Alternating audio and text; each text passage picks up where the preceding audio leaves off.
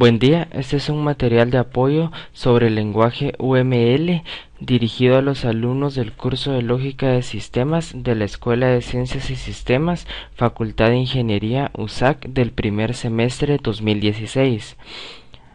Objetivos del lenguaje UML. Se trata de un estándar adoptado a nivel internacional por muchos organismos y empresas que buscan crear esquemas, diagramas y una documentación relativa al desarrollo de software. UML no es un lenguaje de programación como tal. UML busca definir una serie de normas y estándares gráficos respecto a cómo se deben representar los esquemas relativos al software. La clasificación, tenemos esta clasificación que es por categorías. Los diagramas de estructura, de comportamiento y de intención. Los diagramas de estructura nos muestran la forma en la cual los componentes de un sistema están interactuados o armados uno respecto al otro. Nos muestra cómo están conformados dentro del sistema. El diagrama de comportamiento nos permite ver sus actividades y su estado de una forma un poco más dinámica, y los diagramas de intención principalmente nos permiten ver la comunicación y cómo están interactuando estos componentes. La jerarquía de los diagramas UML. Básicamente tenemos del diagrama lo subdivide en dos ramas, los diagramas de estructura y los diagramas de comportamiento. Quizá la mayor diferencia es que un diagrama de estructura nos permite ver una vista estática del sistema, mientras que un diagrama de comportamiento nos permite observar vistas más dinámicas. Por ejemplo, los diagramas de estructura nos muestran cómo interactúan los componentes entre sí, cómo están organizados, cuál es la relación que uno tiene con otro, y un diagrama de comportamiento nos muestra la comunicación y la forma en la cual van variando según los mensajes a través del tiempo y cómo el sistema va cambiando de un estado a otro. Objetos y clases. Es importante definir estos dos conceptos para poder llegar a crear un buen diagrama de clases.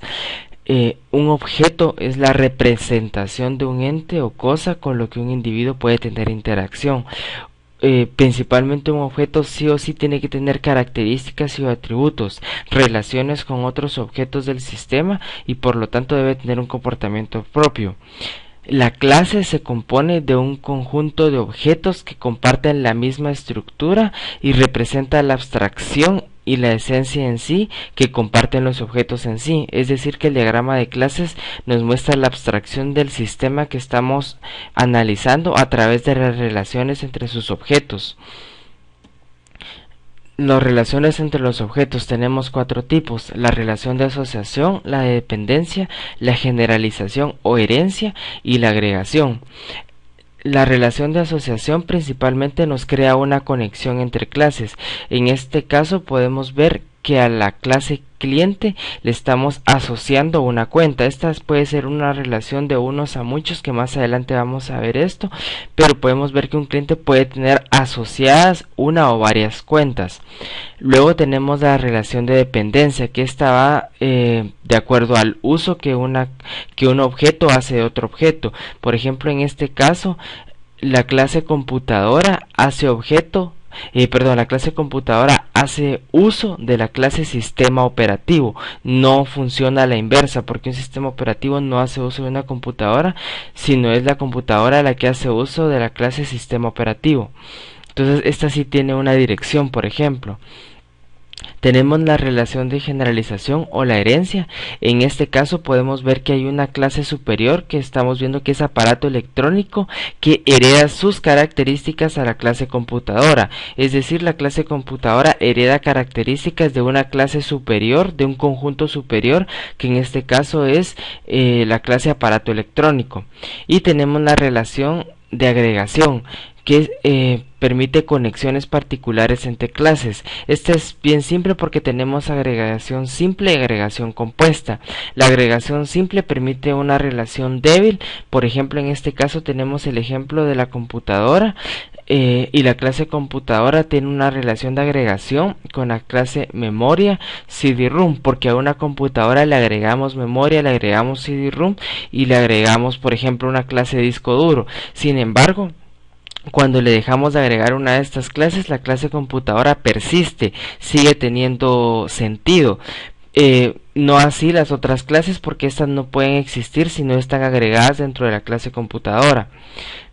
Y tenemos una relación fuerte, como en este caso libro y capítulo, porque un libro se compone de capítulos. Un capítulo como sí no es un libro, y un libro sin capítulos tampoco es un libro. Entonces pierde, si no existe esa relación de composición de una clase con otra, pierde el sentido de la clase. La multiplicidad nos indica cuántas veces relacionamos un objeto con otra clase, como les mencionaba el ejemplo de la cuenta con el ejemplo del usuario, que un cliente puede tener asociado una o varias cuentas. Entonces tenemos multiplicidad de uno y uno solo, o sea, multiplicidad de 1 a 1.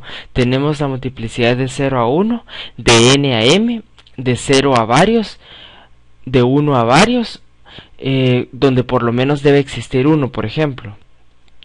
Este tipo de multiplicidades son como restricciones que nosotros agregamos al diagrama de clases cuando nosotros, por ejemplo, queremos decidir, o por ejemplo, si adoptamos el ejemplo de las cuentas y de los usuarios, que un usuario únicamente pueda tener dos cuentas, una monetaria y una de ahorro. Entonces decimos que la relación, aunque sea de una a muchos, nosotros la estamos ligando a que sea de simplemente uno o dos cuentas, por ejemplo. Vamos a agarrar un ejemplo de una cartera bancaria. Los pasos para crear un diagrama de clases son esos. Primero vamos a identificar y listar nuestras clases. Luego vamos a pasar a identificar y listar los objetos que pertenecen a estas clases. Luego procedemos a realizar o a identificar las relaciones que tienen cada uno de esos objetos entre sí. Ya con todos estos datos podemos proceder a realizar un diagrama donde vamos a poder diagramar todas estas situaciones. Y ese sería nuestro diagrama de clases que nos queda. Como vemos, tenemos dos relaciones de composición fuerte y dos relaciones de composición débil, porque sin embargo un contacto sí o sí tiene que estar dentro del address book, pero no necesariamente tiene que estar dentro de un grupo de contactos, porque esos son más personalizados. Y podemos ver que una cuenta puede o no estar asociada a una cuenta de usuario. La interpretación de las relaciones, el diagrama nos ilustra las siguientes relaciones. La más clara que podemos ver es que la cuenta es usada por agenda, pero no está contenida necesariamente.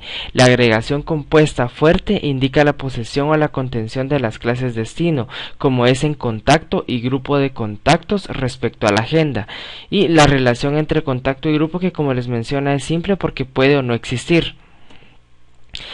Aquí tenemos otro ejemplo un poco más conceptual, este es un poco más simple.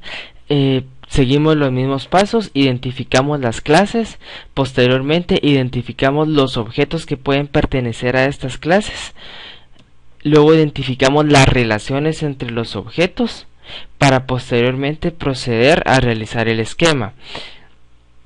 Entonces nos queda de esta forma, tenemos dos relaciones fuertes y una relación simple, interpretadas de la siguiente forma.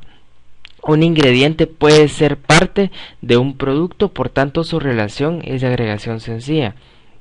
Un producto y un ingrediente deben obligatoriamente ser parte de la máquina, puesto que sin estos pierde el sentido. Entonces, esta es básicamente la interpretación o de cómo podemos crear clases de forma correcta. Espero que les haya sido de utilidad. Si tienen alguna duda la pueden postear en los comentarios y yo trataré de responderles a la brevedad. Es un gusto, mi nombre es Omar Mendoza.